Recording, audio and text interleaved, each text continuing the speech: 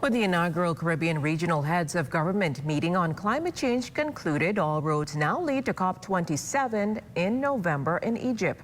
During the closing ceremonies Wednesday at the Baha Convention Center, Prime Minister the Honorable Philip Davis noting that the time for action is now. Lloyd Allen has more.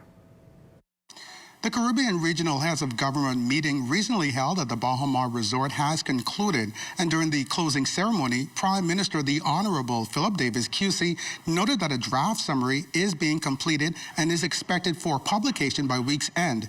Additionally, this conference is expected to become an annual event. We cannot advocate properly if you're not given a priority in this space. Immediately following that event, four noted regional leaders sitting with the media, sharing their thoughts on what has happened in the past and the way forward toward mitigating the real impact of the quoted climate crisis. Leading the pack, Barbados Prime Minister Mia Mottley. It's not just a fight for the people of the Caribbean. It's a fight for the people of the global south. And the arrogance of the developed world in believing that there will not be failed societies or extinct species is what literally galls us. For us, this is not an issue only for COP anymore.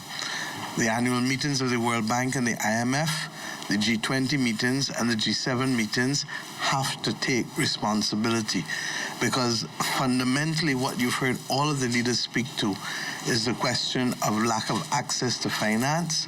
Mottley says following the impact of Hurricane Elsa in Barbados last year, 90% of homes damaged belonged to persons living below the poverty line, and 95% of those homes were uninsured. And with 90% of Dominica's infrastructure destroyed from the 2019 Hurricane Maria, Prime Minister Roosevelt Skerrit suggests the region is in a fight for survival. We're in a war, and too many of us are there forming the fool when we're in a war. I believe that we also need to take a position that if the final agreement does not contain some of the things that are important to us, we shouldn't agree to it. Meantime, Grenada Prime Minister Dickon Mitchell suggests that regionally, the reduction on fossil fuels is a great idea, but funding remains a challenge.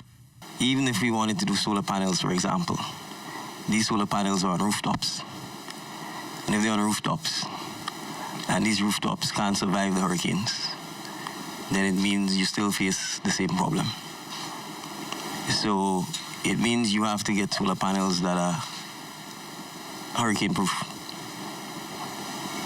And assuming you could achieve that, it means they will be more expensive than solar panels that would come in an environment that doesn't have to worry about hurricanes.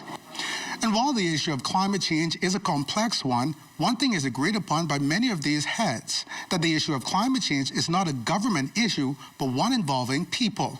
Reporting from the Baha Mar Resort for the Bahamas Tonight, I'm Lloyd Allen.